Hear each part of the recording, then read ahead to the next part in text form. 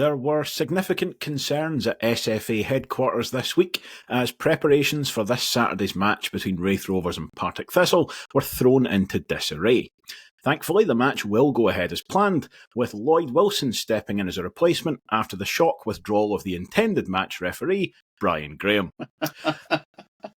Mr. Wilson will be joined by the Rovers defence in hoping for a quieter afternoon without the league's joint top goalscorer in a game that could define the tone of the rest of the season for both sides. Barry Robson will be hoping that his team can put further distance between themselves in ninth place with a view to reeling in Thistle in fourth, whilst an increasingly under pressure Chris Doolan needs to prove that his side have what it takes to hold on to that last promotion playoff place. This is the Oh No No No podcast. I am Duncan Cameron, and with me tonight to preview this one, I have Scott Fleming. First of all, how are you, Scott? Yeah, good, mate. Looking forward to a home game. We keep saying it after the Falkirk game we had just a couple of weeks ago. I think we've only had one game at home since, the end of December, basically. Yeah, so this will be Robson's second. It's been a long time, but now we've got February at least a few home games to try and get some points on the board and get ourselves away for this mess down the bottom of the table. Yeah, definitely. We've got Robbie Weir as well. How are you, Robbie?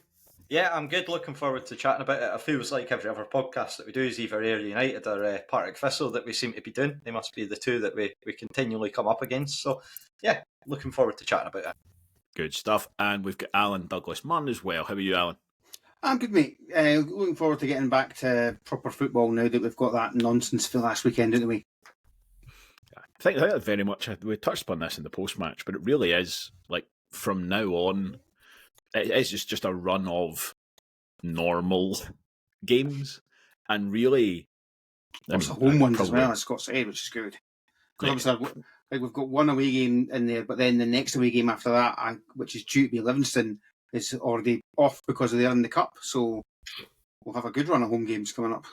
Yeah, it's very much a case of, like, Barry Robson, your honeymoon period's not the right term because that would suggest it's gone really well. But, like, your sort of introductory period is over. You know, that kind of getting in and getting settled and cup games and all this, big loads of away games, that's very much now finished. And this isn't this is your day job. And here's, a run of games, a lot of them are at home. So it'll be interesting to see what that brings. I thought you were going to go down the football cliche bread and butter route there, but... Trying not to, and I think all I did was replace it with different cliches. Just make up new ones. So you're mincing tatties of football games. This is your fish fingers and peas. Right, we'll obviously spend the bulk of this episode talking about that game. But just before we do, a little bit of news out of Starks Park earlier today. Andy McNeil has gone out on loan to Bonnyrigg Rose for the rest of the season. Obviously hot on the heels of Josh Ray coming in from St Johnstone. Scott, on the face of it, that a deal that makes a lot of sense?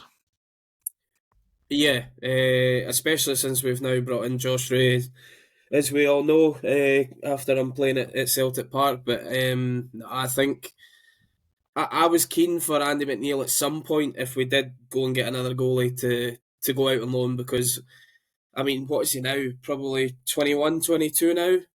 Might even be older than that, but he's at the point in his career where he needs to be playing games.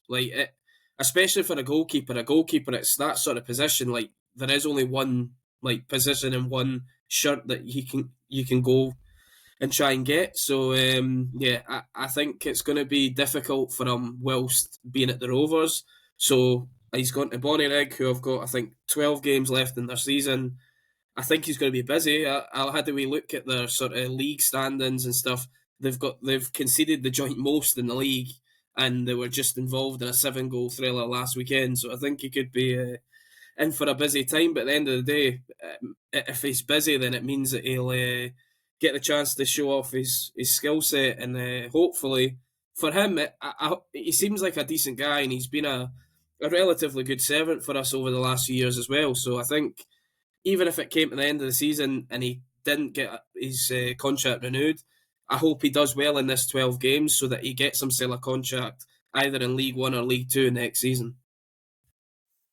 Yeah, definitely. I mean, he's been here 3 years, 2.5 years. It'll be 3 years by the end of this season, and he's done very much what he's had to do. He provided that kind of backup goalkeeper role, and it'll be interesting to see if he gets on. He obviously had that spell at Edinburgh, where he was very busy there as well. But I think, especially if you're going in for a 6-month loan, it's almost what you want as a goalkeeper. Really, it's very much, again, to go back to another cliche, he's sort of putting himself in the shop window as much as anything, and you don't want to be watching your defence, dominate all comers and you're just standing about. You probably want to at least be involved. So, hopefully he does well, and then we'll see what the end of the season brings. And in terms of the kind of January window and all the business that's gone on there, that's obviously the latest piece for us. Thistle have been relatively busy in this window as well. A fair bit of movement in their squad. So they've lost Miles Roberts, the goalkeeper. They lost Harry Milne to Hearts. Scott Robinson's gone to Accies as well.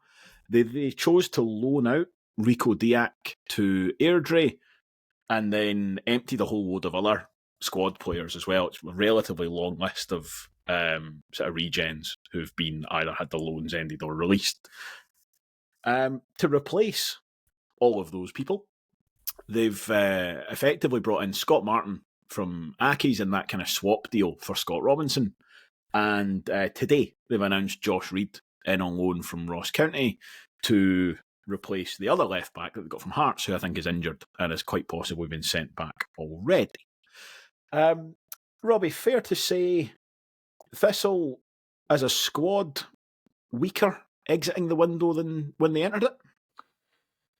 I'm not sure about weaker. I think that Scott Martin's a really good signing for them, because I feel like in the centre of the park with Thistle, they have an ageing Stuart Bannigan, who's still a really good player on his day, but Scott Martin's just going to offer that bit of engine. He's looked a really good player for Aki. He's probably entering into the prime of his career, having joined them from Hibs. And listening to the noise from the Aki's fans, they're all very disappointed that they've lost their club captain in an exchange with a player. I mean, with Robinson, it seems like he's left almost like every club under a bit of a cloud, almost. I'm not sure how true that is, but I mean, he seems to have had a few fallings out in the past. But really, with Thistle, it does feel like they've got a bit of an imbalanced squad. Up top, they're relying on Brian Graham being ever available, and somehow he continues to do it. He never seems to pick up too many injuries, and then always seems to find the goals. Aside from that, they've got Terry Abladi, and then of course Rico Diak's away, as you've mentioned. They've only got one goalkeeper with senior experience in the shape of David Mitchell. Not any replacement for him. And then up until yesterday, as you say, Josh Reid's came in, but they'd sold off Harry Milne to Hearts, and I think that I'd be quite surprised if you could see Reid as being a stand-up in comparison to Milne, who was ever present for them, really.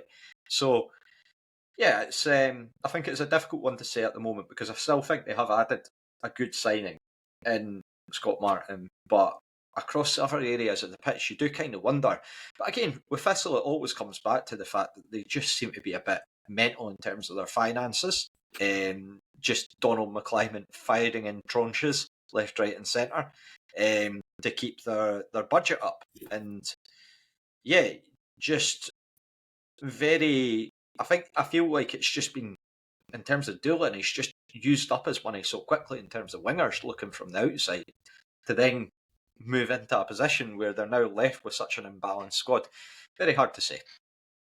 Yeah, I mean, I agree with you on the Scott Martin and Scott Robinson of it all. I think that's a very good swap for Thistle.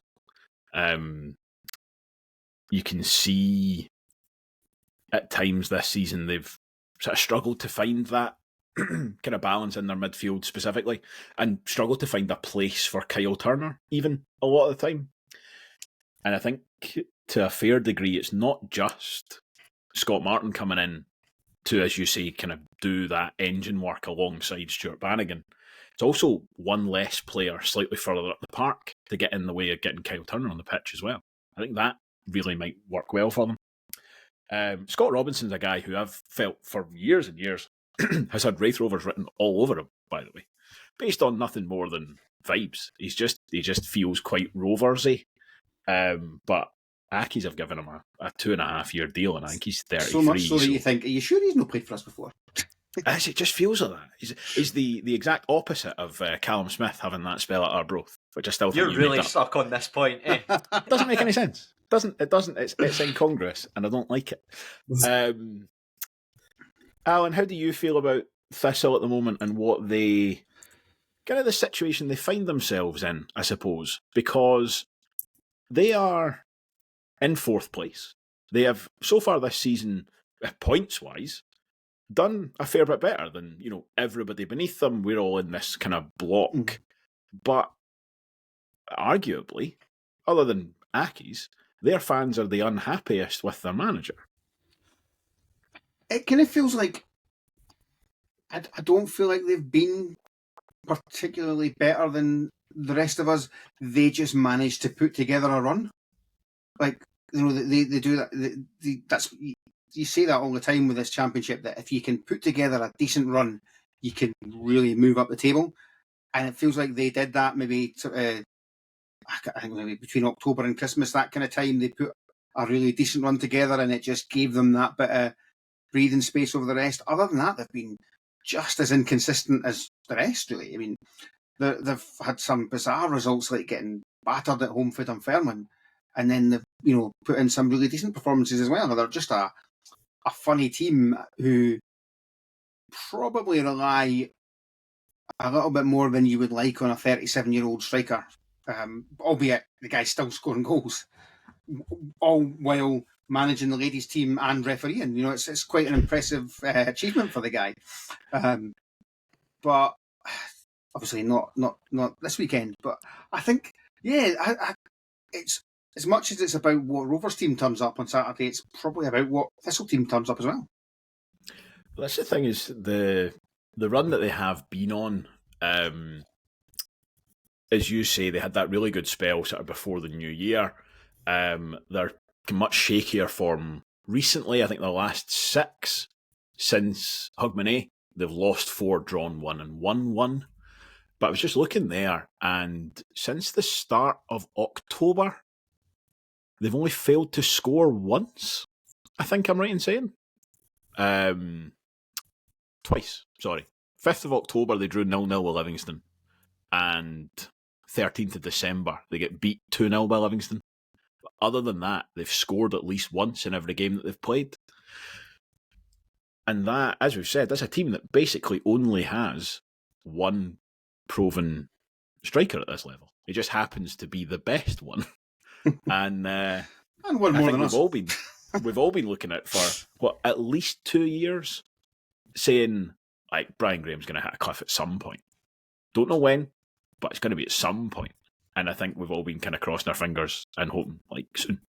Okay. And it's just not come yet. And it is certainly his suspension, you would hope, would be a big factor in that. Yeah, I mean, he had a slow start to the season, didn't he? Much like Thistle. And then when they went on their good run, it just coincided with him going on his good run, which probably shows you just how important he is to them. And to chuck in another coincidence into there, our favourite ex-Ayr United and Dundee United and Caley Thistle player has also coincidentally found form. Logan Chalmers seems to have really stepped up to the plate in recent weeks. According to their fans, he's been performing really well. So seems to have came on a game. So add that into the mix. Have they been playing him off the left recently? Couldn't tell you. Because they had been playing, early in the season, they were playing him on the right-hand side and playing Fitzpatrick on the left. But I'm sure I read one of his recent goals was cutting in from the left-hand side and firing across. I wonder if that's good job with that solid right back then, Did that against Falkirk last week, did he not? That's what I was thinking, was it that one? Because I think he might have scored the week before as well. But Scott, taking all of that into account, so the fact they're on this poor run, the fact that Brian Graham's suspended, is this about as good a time to play Thistle as any? It probably is, to be honest. I think you would take any time Partick Thistle without Brian Graham, to be honest. I think especially in the last couple of seasons, like you say, they have been so heavily reliant on him scoring goals. I mean, last season, I think he did finish the top scorer in the league. If not, it was like tied or something. But he was up there. Again, he's up there this season with like Solly Shaw, who's been in good form as well. But but as you say, they've got all these wingers and wide players and guys that kind of play around him, which is, they clearly like, well, let's try and get all the creative players in the league that can set Brian Graham up, basically, and they've put them all in one team. But at the same time, not all five of them can play in the same team. So it's like, well, I can only play 2 or 3 in one game. I mean, he probably could play like more than that on Saturday. The fact that they've only really got one striker on their books now. So, and I had a look today just to see what they were saying on the Josh Reid signing. And a lot of them were all about saying how they need a striker and backup for Brian Graham. And anybody that mentioned about the boys, a Blade or a Blady or whatever how you want, I think it is, yeah.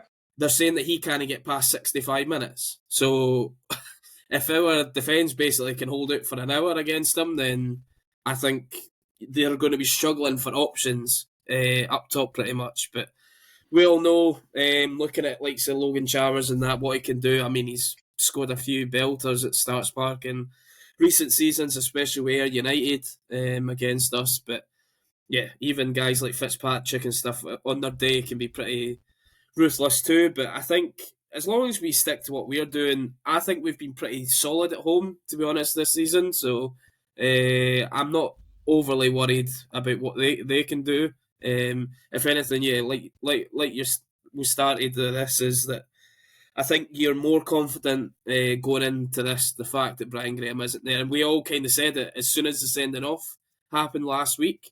There was a few of us in our group chat going, oh, it's good because it's 2 yellows, because it means he can't even go and see if that can be rescinded. So it was already a straight 1 game ban, so we knew that he wasn't going to be playing. So yeah, I'll take that every day of the week. The thing, I don't know if you saw that. I only saw the clip of the second yellow, and they were complaining it was a harsh yellow or whatever. Maybe it is, but I don't know. You never get that het up about yellow cards. The thing that got me was that Brian Graham was like trying to tackle somebody on his own sort of left-hand side, 10 yards inside his own half. I've never seen Brian Graham that far away for our goal. Ever. Like, what the hell are you doing over there? It's a ridiculous thing to be doing. Normally he's just standing on the penalty spot, volleying the ball in the goal. He then was absolutely berating the Falkirk bench as he came off, and you're like, it wasn't them that have sent you off. Like, I don't know what John McGlynn's meant to do. I think the one he got, his first one was I think it was the one they got booked for. He kind of went on, caught the guy in the ankle, I think. Yeah, and it looked a wee bit naughty. And chances are he's been in the ref's ear the whole bloody game, and he's just thought, you know what? First excuse I get to book you and send you off, you're away, mate. Yeah, I was just going to say, like, even after that first booking, I watched up to that point basically because I had no interest in watching Falkirk scalp 5 goals past a team. Was effectively puts in the tackle, gets booked, and he's still having a go at the referee, like still jabbing the finger at him, sort of. And you just think, you can see why he's getting sent off. But I mean, amazed it doesn't happen more often. Yeah, it's why he's captain, isn't it? It's why he's captain. Yeah. You think, well, he's going to talk to the ref anyway. We might as well make him captain so he's allowed to. I think the important thing, probably from a Rovers perspective, is to sort of be respectful in the sense of, like, there are still plenty of other players in that team that can step up to the mark. Like, you look at someone like Dan O'Reilly, who even as a centre-back still gets loads of goals for them, and had a really, really good season next to Lee Ashcroft, what might have been last year for us. But yeah, it's one of those ones where you can't overemphasise too much on Brian Graham because it's just going to take away from the rest of their side, and they still do have other players in there that can step up to the mark. So, and that's almost certainly a preview of Barry Robson's interview tomorrow, where he's going to be saying just that. But we can't be complacent just because he's not playing. And that's definitely true. They've still got very, very good players, as we've said already. Their wingers are very good. But also, we've been saying all season, look at what happens when you take the starting strikers out of championship sides.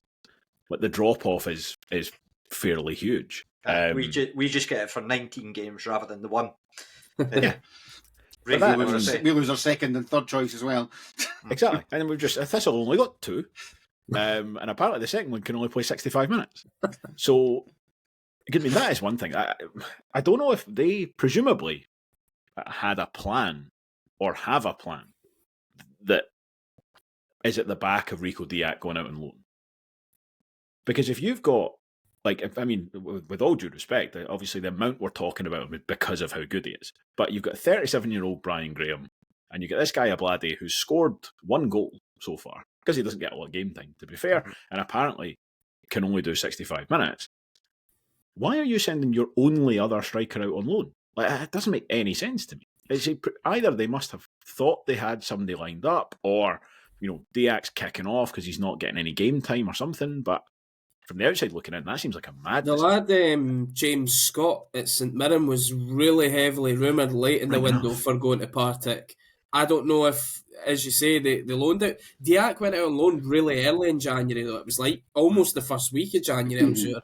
But I think the whole James Scott thing was picking up a fair bit coming into the end of the window, and whether they thought, we're going to get him in, and maybe or St Mirren have turned around and went, well, we want you to guarantee game time, and I'm sorry, but you're not going to get guaranteed game time when you've got going to a club that Brian Graham's a striker. Sure, he played for St Mirren on Monday night. I don't know if he started, but he definitely played against Hearts. He came off the bench. But I was just going to say, I think it's a really difficult sell when you've got an out-and-out talismanic striker like Brian Graham, giving some other lad to come in and be like, look, to be honest, you're probably not going to get all the minutes. And again, that extends to loan signings. If you're trying to say to a parent club, say, well, we want to bring in your young forward, and they'll learn a lot of Brian Graham, but they're not going to get minutes. It's maybe going to be 10, 15 minutes at the end of the game, or if he picks up a knock or a wee injury, that might be the case. Yeah, it's again with Thistle, it just feels like they put all their eggs into the winger basket, and you see Dan Mackay getting an injury early on in the season, which has kept him out for so long. They already had Stevie Lawless with the same. I'm not sure how Lawless has done since coming back from injury, or whether he's back injured again. Fitzpatrick, their fans seem to be slaughtering him for being off the boil, and then you've got Chalmers. So there's 4 sort of wingers in that team that could really go into most championship teams, if not all of them, right from the start. And then you're sort of asking questions about the rest of it. So it just feels, and that, yeah, you look at the commentary online and they're talking about getting in a sporting director to help in terms of signings and things like that. It's just, I know that you say that, I probably say this about the majority of championship clubs, you just look at them from the outside and you're like, oh, that's a bit strange. But then probably other fans do that with us as well. So I was going to say, I think I said this to you earlier in the week, but I think sporting directors are just like the kind of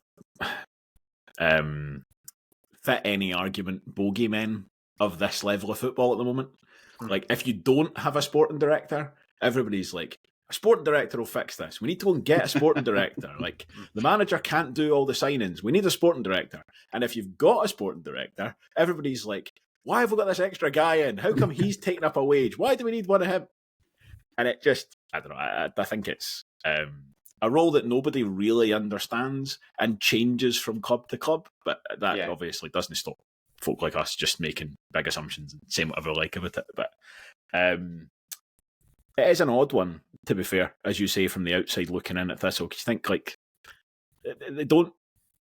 The first thing, when I think of Partick Thistle, the thing that doesn't come to mind is like, oh, they're not very good in the transfer market. It's almost the opposite. Like, they sign loads of brilliant players all the time. Players that I want us to sign. And then they get there and they seem to underperform. Yeah. So but they're also interspersed with like these signings that they bring in from under 23 clubs in England. So they had the Swedish guy that came up from Brighton. You had the Liam Smith as well. Was it from Swansea? Who then went back, and they just come up and then they disappear. It's like they don't get a chance because then, like the boy Nielsen, I think it was Casper Nielsen that they signed from Brighton on loan, came up as a right back, barely got a game, and then they signed Megwa because they went over and above their budget to get Megwa. It's just Yeah. Right, let's leave Thistle alone for a little while and talk about the Rovers instead. Allan, this is obviously a very different task compared to last week. Are you basically, when you're thinking about who's playing this week and all that, formations, and are you effectively just disregarding last week? Are you just essentially writing that off as, like a special event? Or did we learn anything? Did anybody improve or harm their chances against Celtic? I think you do kind of have to write it off.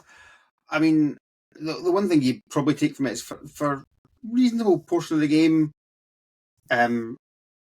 Hanlon, Dick and Murray were okay as a back three. It was a ridiculous thing to say when we conceded 5 goals. But, Celtic were just that much better than us. And obviously for the first goal, Hanlon and Murray just had an absolute meltdown and ran to the same ball, leaving probably the best player in Scotland on his own, which was not the best idea. I thought, you went again, Doherty's shown again that he can step in and play right back with a back three, albeit against Thistle, you'd be looking for your right wing back to do a lot more attacking than you would be against Celtic. So that maybe counters that, and that maybe he didn't show much. Ultimately, I think, last week was just about go out there, do what you can. It has absolutely no bearing on anything for the rest of the season because we will not come up against anything anywhere near the same level. I mean, you could argue Dane Murray's been playing the first half of the season in the Championship, so we did come up against one player who's maybe about our level, but we never got anywhere bloody near him to test him, so it didn't matter. Yeah. You could have had me at centre-half William Scales last week, and it wouldn't have been any different. Other than the fact that the Celtic fans had been like, who's that wee fat baldy bastard there? The offside line might have been a little bit deeper, to be fair. I can't imagine you're quite as quick getting out. Probably not. Me and my old flatmate, we used to play FIFA, and we just used to do random teams to get free chances. I don't know if he's going to listen to this. He was talking about the podcast quite recently when I was on a night out, which was quite funny. But one of the clubs in Norway, Stalbach, I think it is, they had a Brazilian player with the most Scottish name possible. He was called Allan. So this could be the recoming of Allan stepping in for Celtic at centre half. Well, who is this baldy guy? They'll have to fight with Dunfermline for my signature, adding to the growing army of double-barrelled players that they've got. Yeah, one of the guys with double-barrelled names and another guy called Rivaldo, which, I don't know. That doesn't seem like the most sensible transfer policy to me, but I don't know. I don't know if they've got a sporting director or not. That's possibly playing into things there. Scott, what are you hoping to see from the Rovers this weekend, back on league business? Some goals. It would be nice. Yep. I mean, to be fair, like in our sort of last few home games, I know the Falkirk one didn't go the way that we would want it to go, but the previous ones, again, one was under Neil Collins, one was under John Potter, so it was a bit different, but we were scoring goals and we were creating chances and we were looking decent going forward. If we can get back to that, I'll be more than happy on Saturday, and I would back us likely to get a positive result if we played anything like we did against Livingston and Dunfermline at home. But yeah, I think we keep saying it all the time on here. I think the first 15 minutes is going to tell you a lot about us on Saturday. I think if Dylan Easton's got the ball down, beating players, playing 1-2s around players, you know that you're probably going to be on a good thing. But if you've got them sort of going through players, nicking the ball away for us and getting frustrated, then you go, well, might this be one of these afternoons? It's just not going to quite come off for us. But yeah, it's Yeah, them first 15 minutes are going to be crucial. I mean, if we can score in that first 15, it would be ideal. And as long as we don't concede in the first 15, that would also be ideal, because we've been prone to that a few times this season as well. But yeah, as I say, just some goals and some attacking threat, especially if we can get. Obviously, we'll come to lineups later, but it seems to be that Barry Robson quite likes Josh Mullen on that right-hand side, or he's given off that vibe anyway. Mm-hmm. If he plays anywhere like he did at Hamilton in the midweek game, we could be onto something there as well. Whether you play Gullen or Marsh or both, or Pollock even, you could be creating plenty of chances, because like that first half, I know we were playing Hamilton and they've not been in good form, but it was still a championship side, and it was still a team that, yeah, they're in and around us in mid-table, and we were creating chance after chance. So if we can start playing like that again, yeah, I don't see why we can't have a positive result on Saturday. Yeah, it's very much a case of trying to get back to that Hamilton game. And like the Celtic game is very easy to write off. I think the Dunfermline game kind of less so, but you still basically want to just look, forget about that. Think about how well Hamilton went, and we'll try and get back to that. Right, I tell you what, let's have a quick break and then we'll come back and we'll do lineups. Blair. Yes, mate. You're a man. Yes. And you have thoughts and feelings and emotions. Yes. Are you good at talking about all that stuff? Well, I try my best, but I don't know. Probably not as much as I should. I'm the same. I feel better after getting stuff like that off my chest, but I don't do it anywhere near often enough. Have you heard about Andy's Man Club? They're brilliant. They create a safe space for men to sit down and talk about the important stuff. And they do it right across the country as well. Yeah, exactly. They've got more than 200 meetings across the UK, and it's every Monday night at 7 o'clock, including one at Starks Park. And if anyone wants more information on it, they can go to andysmanclub.co.uk or search for Andy's Man Club on Facebook. It's okay to talk, and now we're going to get back to talking about the Rovers. Robbie, let's start with you, please. Talk me through the lineup you'd like to see and where you think the kind of key aspects of this game might be. I'll go with the lineup that I think is more going to be this time, rather than having a bit of a joke like I did with the Celtic game. So I suspect that we'll keep Josh Ray in goals, albeit personally I would be quite happy to see Kev back in. Again, it's much of a muchness at the moment. I think the number one jersey is up for grabs based on the fact that we've got two very good keepers for this level. And I feel like both should have arguments and be confident of stepping up to the plate. I would actually go for a back four with this one. So for a 4-2-3-1. So I would have Stevenson and Doherty as being your sort of fullbacks. I would probably, given the nature of having Logan Chalmers on the opposite team, plus one other winger, I would be quite inclined to have them more on a defensive basis rather than being aggressive going forward. Obviously, if the opportunity comes, then go for it. But yeah, then at centre half, I would stick with Dick and Hanlon, just based on the consistency factor more than anything else. Both have played a lot of minutes of football recently. Brown and Matthews in the base of midfield, Easton as a number 10. I would keep Josh Mullen on the right and then actually have Lewis Gibson. I think he's been out in the cold for a while. I feel like this would be an opportunity for him to step up. I feel like if we're going to have any success, I feel like we should be targeting sort of going down that left with Josh Reid coming in. And again, I'd imagine that he'll be trying to get forward at the bit every opportunity. So it could potentially be, we've seen Josh Mullen step up to the plate, as Scott rightfully says, against Hamilton. So every opportunity to do it again. And then up top, I would have Gullen as the main sort of focal point. I feel like this is a very, very, without being disrespectful to Thistle, because they are a very good team, I still think it's a winnable game. They're not in great form. They're missing their key striker.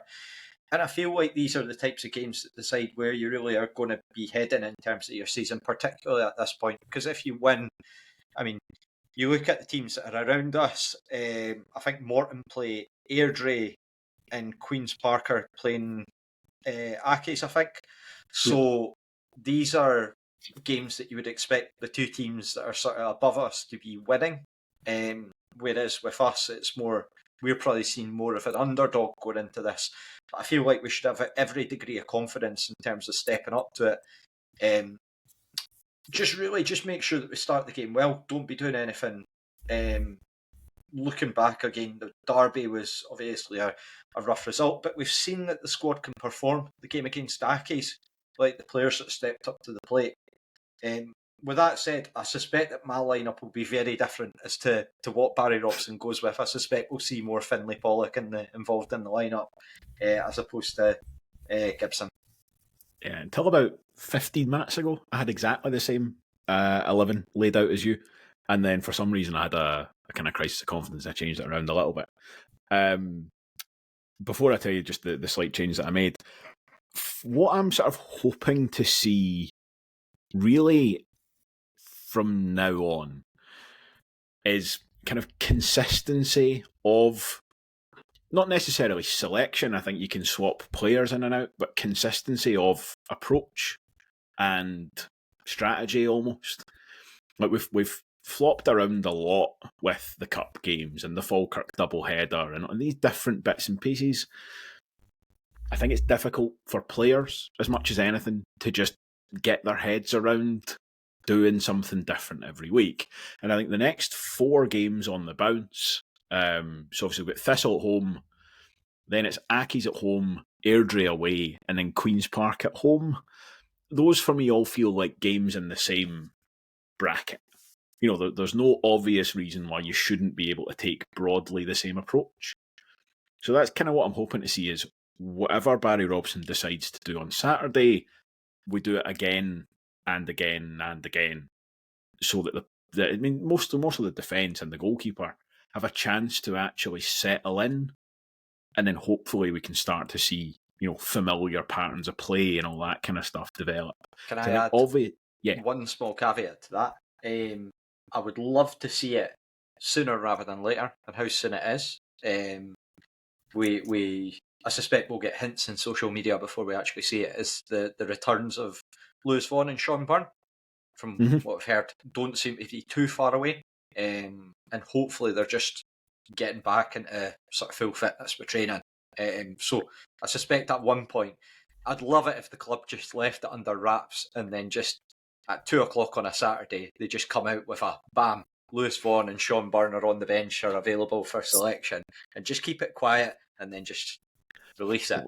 We seem to be getting, like, every couple of weeks we get a photograph of Lewis Vaughan doing keepy-uppies through like a shorter and shorter lens each time, but it started off one of those safari lenses. I think he was about 700 yards away just doing keepy-uppies in his gutties, and now he's getting closer and closer. So they actually did that at the start of the season, didn't they? Because remember, Vaughan didn't play any of the pre-season friendlies, any of the League Cup games, and there was no hint at all he was going to even be on the bench at Airdrie in the first league game of the season. And he started. I remember being outside the ground going, what? He's on the starting lineup? Where did he come from?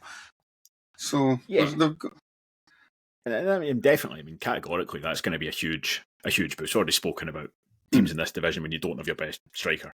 And with the usual, stipulations that you need to be eased back in and all that kind of stuff. But I'd say more so just in terms of the shape and the approach, and is it a back 4, is it a back 3, all that kind of stuff. For this one, I'd say, Robbie, I'm very much of the same mind. So I've got exactly the same back 4 for broadly the same reasons. I don't think you need a back 3 when the other side only have one available striker. You should be able to pick them up with 2 centre halves. You shouldn't need 3. And I agree with you. Their main danger is going to be their wingers. So I'm less inclined to play the sort of adventurous wing backs that we saw at Hamilton. Brown and Matthews picked themselves in the base of the midfield. I have ended up in a 4-4-2, actually. Mostly through kind of 2 things. So I prefer Dylan Easton on a wing as opposed to in the middle. I think he's been doing well, but I think he's better out in the wing. So I've got Dylan Easton on the left and I've got Josh Mullen on the right. And then also, I'd like to see Aidan Marsh and Jamie Gollan both playing as forwards effectively. Yeah, I think they both will benefit from having another forward up with them. I think the Gullen we've known for a long time.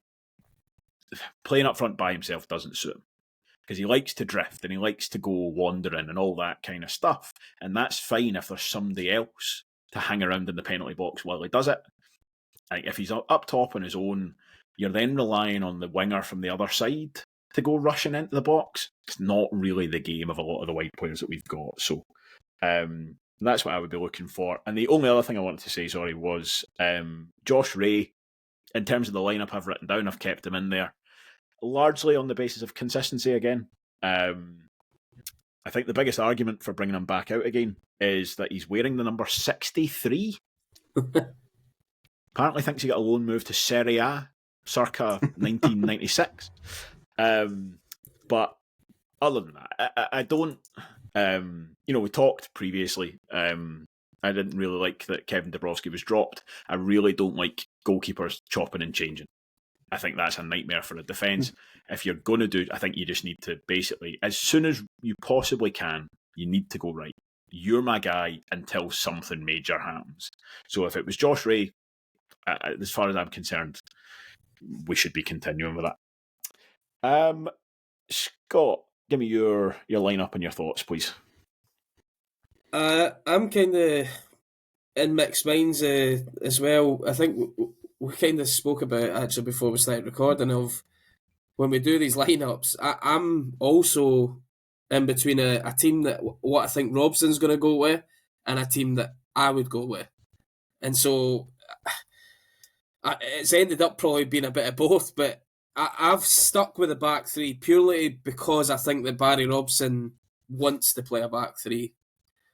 And so I've gone for Josh Ray in goals, Doherty on the right-hand side of that back three, Hanlon in the middle, Dicko on the left side of it. I've got Mullen as the right wing-back, Lewis Stevenson left wing-back, Scott Brown and Matthews in the middle with sort of Easton floating just in front of them. And then I've also gone a front two with Marsh and Gullen. Same reason I want to see Marsh and Gullen playing together. We saw them playing together when Marsh came on for Pollock at Hamilton, and they seemed to link up pretty well that night, so I would like to see it again. I'm not adverse to saying, like, my other sort of formation was like a 4-4-2, but my 4-4-2, I would actually play Connolly ahead of Mullen, if that was going to be a 4-4-2. We seen in December that Connolly was playing very well in that 4-4-2 that we played. I know it was Kieran Freeman that was playing behind him, who was also playing well in them games. But Connolly in that side, in a 4-4-2, gives you plenty of legs. He's up and down all game, and he can cut in on that off that right-hand side onto his left foot and either can whip a ball in or he can do that sort of finesse curled shot into the far corner. So I think if you've got that on one side and Dylan Easton on the other side doing it, then you've got a double sort of weapon to play with there. But I, as I say, I'm kind of mixed sort of with my formations, what I think Robson will go and what I would do. I think I've said this before, but whenever I'm doing these lineups and I pick either Josh Mullen or Aidan Connolly, you can almost take it as read that at half-time I would be subbing them for the other one. Just like very different players, very different profiles, but I think of them as like exactly the same kind of level of ability. And I like that they're very different. I think that's actually quite a nice little bit of variation to have. Allan, how about you? Oh, I've changed this about 5 times listening to you guys. My team is almost the same as yours, Duncan. With the caveat being, if Gitau is fit and match fit and ready to go, I'd be tempted to throw him in right back and put Doherty in the middle with Hanlon. I don't think he's going to be. So it's a moot point, and it's almost certainly going to be Dick and Hanlon with Doherty. Well, that's in terms of what I'm picking. What Robson picks, who bloody knows. And the only change I would really make from yours is actually agreeing with Scott, and I'd like to see Connolly on the right. Feels harsh on Mullen, but no more so than it was harsh on Connolly being dropped in the first place, because he was playing as well as he has done in about 2 years. Fun enough, I actually started off as a 4-2-3-1, and I was thinking maybe putting Montague in at the 10, and I thought, actually, no, what I'd like to see is I'd like to see Marsh in there in the 10. But then, as you were talking, I'm like, yeah, I've basically picked a 4-4-2. I've not picked a 4-2-3-1. But either Marsh or Gullen could drop back one and turn it into a 4-2-3-1, which they will. They will do that. They're not both going to be right up there up front. The only other slight concern I have is that Megwa's had Dylan Easton's number every time he's played against him, just about. So hopefully it's now Dylan Easton's turn to have a good time against Megwa and just tear him a new one several times.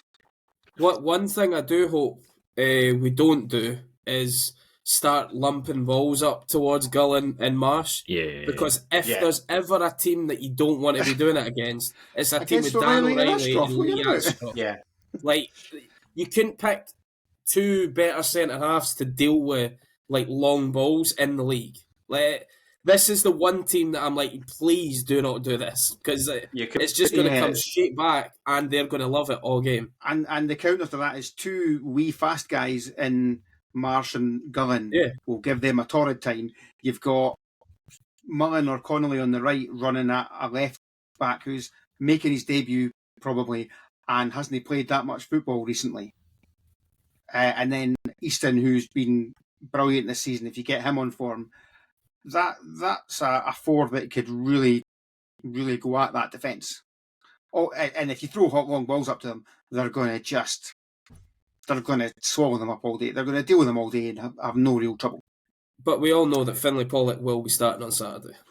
This is going to be my next question. So, which none I of wouldn't us be that bothered about, to be honest. Well, that was kind of where I was going. So I'll stick with you, Allan. Right. So none of us have picked Finlay Pollock there.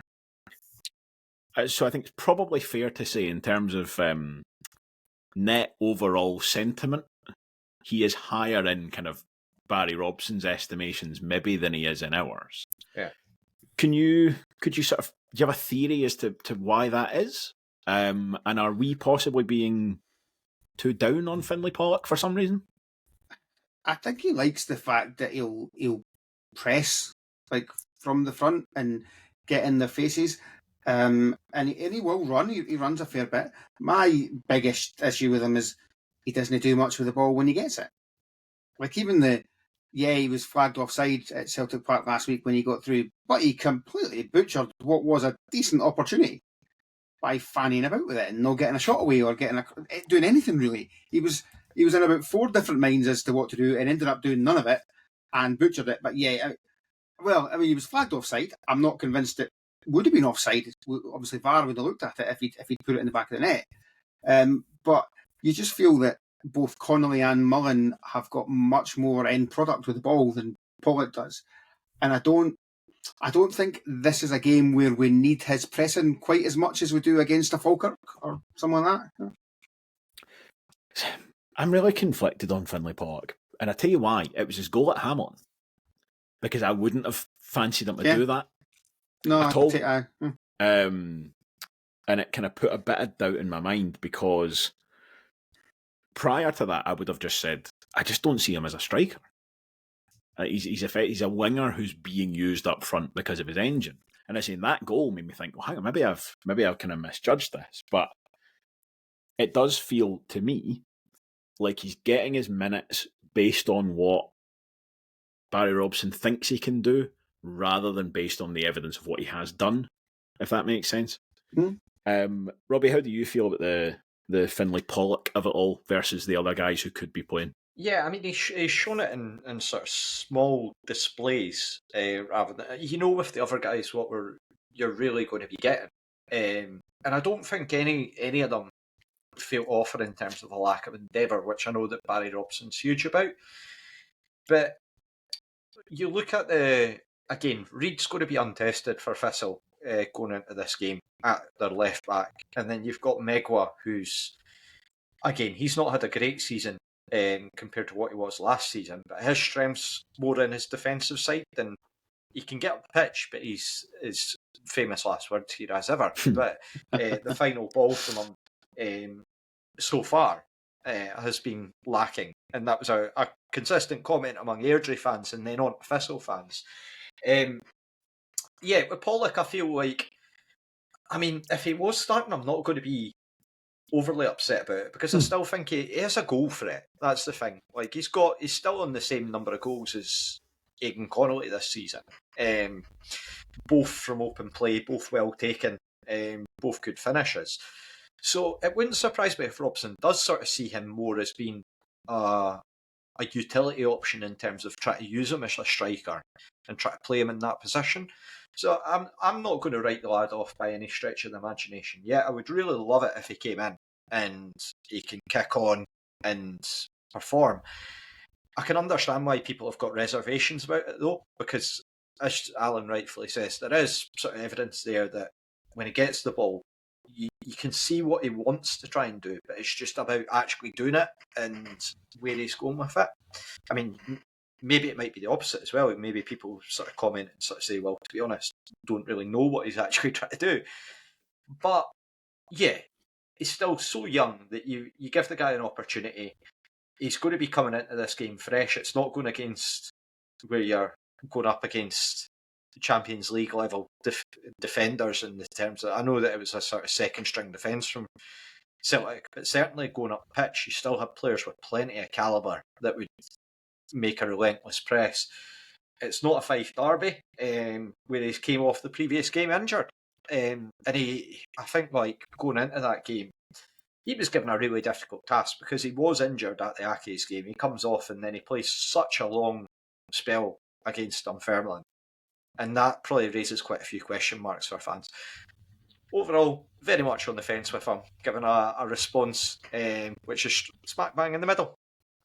Yeah, I think it's probably is the amount of game time and the bringing him back in immediately when he was taken off the game before that's kind of raised the questions as much as anything. As I say, just feels like he's very, very high up in Barry Robson's judgment of things, which is obviously what he's paid to do. So again, it will be interesting to see who makes the cut in terms of the starting lineup, what sort of shape we're in, and then also, what the actual sort of tactical direction is. Barry Robson's very big on not necessarily talking up, but talking about the fact that he has a way that he wants to play. And at times it feels like we've started to see it. But then again, as I've said a couple of times, the games we've had have been so different in character that it's been difficult to judge. So again, hopefully these next 4 games, we'll get a good feel for what he wants to do in these, whatever, meat and potato league games. Mince and totties. Yes. Right. I think in terms of the game, that'll probably do us for that. I don't think I've got anything else to cover. For the game on Saturday, will we have our customary game of Should McStay or Should Dargo? Yeah, I feel obliged to ask though. Firstly, a shout out for the prediction league, as mentioned. Blair's asked if we can make sure that we're all getting our predictions in. He sent an email out earlier on. He's currently top of the charts in terms of that, so he needs. That's not motivation to get your predictions in to knock him off. Then he's often what from experiences. He's top of the prediction league. It's rest assured, an internal investigation is underway. 100%. But yeah, very much the best way is to beat him at his own game, literally, and get your predictions in and try and knock him off his perch. It does help when you run the game that you can also put in your predictions at the same time. You're not at the mercy of, I'll do that later, and then you completely forget. That's my excuse anyway. Right, anyway, let's have a game of Should McStay or Should Dargo. Clue number 1. Prior to Rafe, I played for Kidsgrove Athletic and Nantwich Town.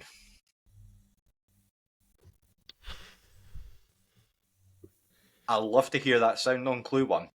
Going by the... Sorry, Allan. On you go. I was going to say, are those the only two clubs that he played for, or are those just two of the clubs that he played for? Two of the clubs. Yeah, so go by the rule of large numbers. I'm going to go for Manny Duku. That was what I was thinking as well. Sorry, Kidsgrove. What was the second? I don't know why I'm asking. Kidsgrove Athletic in Norwich Town. Athletic. Made up football team. It sounds like a football team off of, like, I don't know, like Corrie or something. yeah. Melchester Rovers. John Sutton.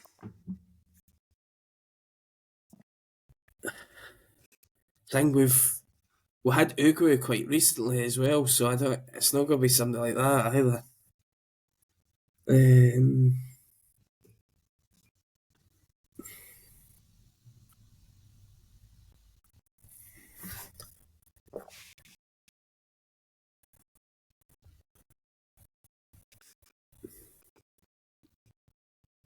No, I'm really struggling. I think Manny Duku was the one that came to my head as well, so I genuinely don't have a clue. Give us the next clue then, please, Robbie. Right. Every club that I have played for has had their name split in two, e.g. Rafe Rovers, Kidsgrove Athletic, Norwich Town. All right, okay. So nobody who's played for Barcelona. That narrows it down. There's no John Sutton unless we're going with Motherwell. Millwall? Dundee.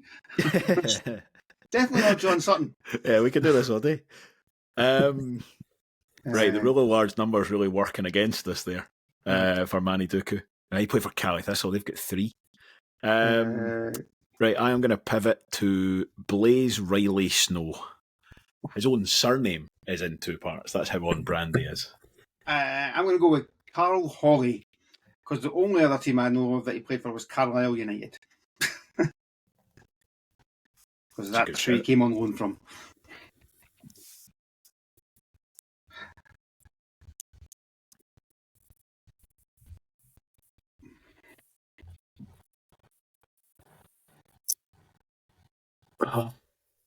Trying to just any English players that we've had, because we've kind of, you guys have mentioned a fair few of them already.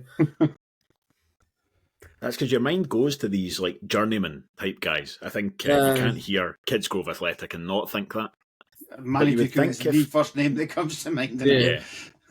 If all of their teams have had those 2-part names, surely they can't have played for that many. That would have to be like quite a coincidence almost. Although maybe not. He played for Dunfermline as well, didn't he, actually, Manny?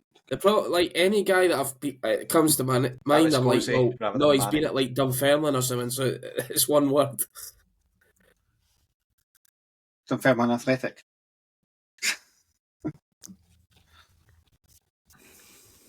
Has Millwall got a second part to theirs? Or is it literally just Millwall? Yeah, scummy Millwall.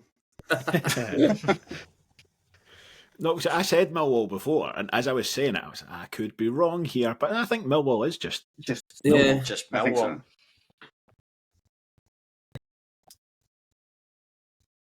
So. Not a clue. Joe Cardle.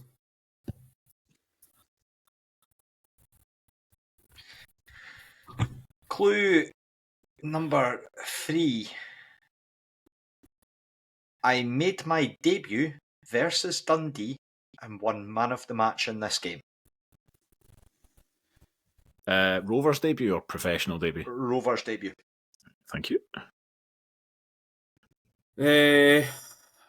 Fernando Mendy. Not a clue if he's concussed during his debut against Dundee. He had an absolute new. Very much not man of the match. I think it was that game. Look, he's got in a position where he's chucking out names. We've been there before. We've all been there before. I'm sorry, but he's surely one of the players that's in the running to play for Kidsgrove United or whatever it is. I'm going to stick with Carl Hawley because I'm trying to think if we were in the same league as Dundee when he was there. It was about what 99, 2000 he played for us, something like that. Dundee are up and down that much. It might have been. I'm going to stick with him. Duncan? I'm not at all sold on Blaze Riley Snow, but maybe we had played a friendly against Dundee and he looked fine or something. Man of the match. I'm not buying him being man of the match. I'm not. Kind I'm of not rules out sold on Timmy that at Abraham all, as well, but- doesn't it? Yeah, I suspect that I'm gonna one have to good game change, against but- Aberdeen in the League Cup, and that was it. Yeah, Yeah. but I'll wait for another clue before I abandon. Clue number 4. 18 games, 0 goals. It's not Carl Holly. It's unlikely to be a striker at all, not only because he didn't score any goals, but also he got man of the match. You'd think if you're a striker, you're getting man of the match because you've scored a goal, Clean sheet. potentially.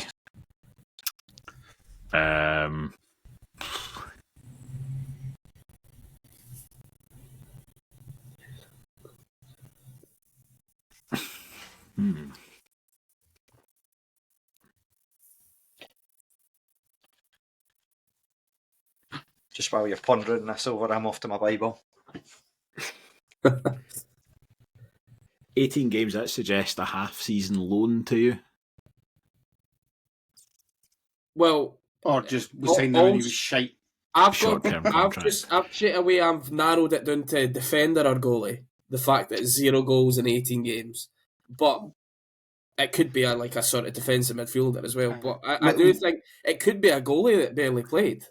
Without wanting to give clues to you as well, Robbie has inadvertently given us an era, given when that book ends. No, When's that end Oh again? no, have you not? Oh right, No. okay. But he's Might just need our he's just question. doing additional research for For his next one. for next time. There's a trivia point to be mentioned Okay. following this, because I was doing my research and I was going to include it. Robbie, you said he played for Kidsgrove Athletic in Nantwich Town before he played for the Rovers, is that right? Correct, yes. Mhm. So you're talking about, I mean, no offence to any Kidsgrove Athletic supporters who are listening, but you're talking about like pretty low-level English football there, because I've never heard of them. You must be talking about like Tier 6, Tier 7. I've heard of Nantwich They Town. might not even. Yeah, Nantwich They Town might not are even be Conference English. C. That's a good point, actually. Conference. It could be like the second tier in Malta or something for all we know. Yeah. Like, Nantwich have got Vanarama written all over them. They do. Blue Square Premier. Or GM Vauxhall, if you're old enough to remember when it was the GM Yeah. Vauxhall conference. I believe it's They've got an actually Northern LDV Premier. Vans trophy in their cabinet somewhere. Northern Premier. That's the But Kidsgrove Athletic, I think Well, you're that's talking it's about. the National League now, isn't it? And then you've got the Northern Premiers and Southern Premier are below the National League. Yeah. And then it goes into the pyramid below that. And Kidsgrove there, they've got to be a pyramid type effort. I'm sure like Torquay are about 4 leagues down that or something now. I'm just like falling. East Anglian Communities Sunday Division. Gonna see now it's like on social media that team that are now working their way through with the guy that's a content creator that's owning them, that hashtag United are going to be playing Kidsgrove in the first round of the FA Cup or something. The FA Vaz. I've got no guess on this at all. No, neither have I. All of that was just killing time.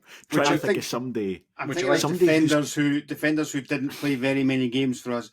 And I'm fairly certain, despite being ginger, he was English. So I'm going to go with Mark Humphreys. There's a name for the class. Well, who's that for me? Because I've never heard of him. He once got sent off in a case of mistaken identity because it was Sean Dennis that had handled it or something like that, and Mark Humphreys got sent off instead, which was a blessing because he was pish and Sean Dennis was very good. I think he must have played more than 18 games for us. But Frankie Masonda? Okay. I feel like he scored for some reason. You could be right. It just feels... That's the only part. 18 games could well be with injuries, but I feel like he scored. Played for in that Luton COVID Town, season. Ayr Scored up in United. Dundee. Right at the start. Of Oh, that aye, season. yeah, so he did. Yeah. Sorry, yeah. Debunk your clue so quickly. Fine. He was still going through 2 named teams. Exactly. I was still Looking giving myself that false hope. Mm-hmm.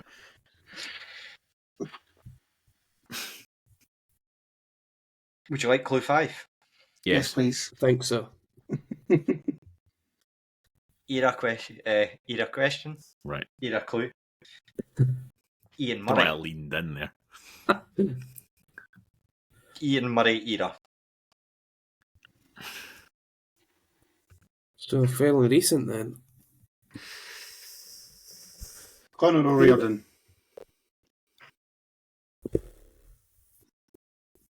As good a guess as any, I would say right now. He He was definitely on didn't what? score, I know that. Was he not only 18 when he came to us? Could he have already played for Nantwich Town and Kidsgrove Athletic? Maybe through I the feel- youth system I before he feel went to that- Crewe Alexandria Crew The- Alexandra, yeah. and The, then Blackburn I've Rovers got a and feeling Houston he won did it. have a very, very short stint the season before he came to us, like right at the end of the season. It was something like he went out on loan for a couple of games. At the Possibly, yeah, end he of the might have season. gone And it out could- on loan. Yeah. I couldn't have told you who it was. It could be Nantwich, but Who's he? I He's just on I loan. remember vaguely. He's on loan now from Blackburn. I couldn't Blackburn tell you who Rovers. he's on. Aye, so he back to It's Crewe. probably a bit of a giveaway that I'm nodding my head. Because clue 6 was capped for the Republic of Ireland under 21s after dropping out of the Scotland under 21s in October 2023.